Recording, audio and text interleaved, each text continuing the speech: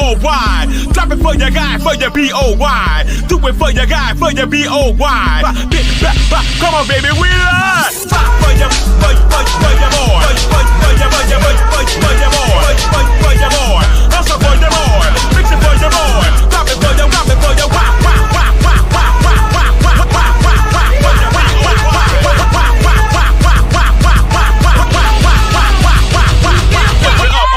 lift it up. Mr. Carroll, how you give the voodoo doll time to talk? I don't get no fucking time to talk. Who the voodoo doll is? The nigga you just had up here.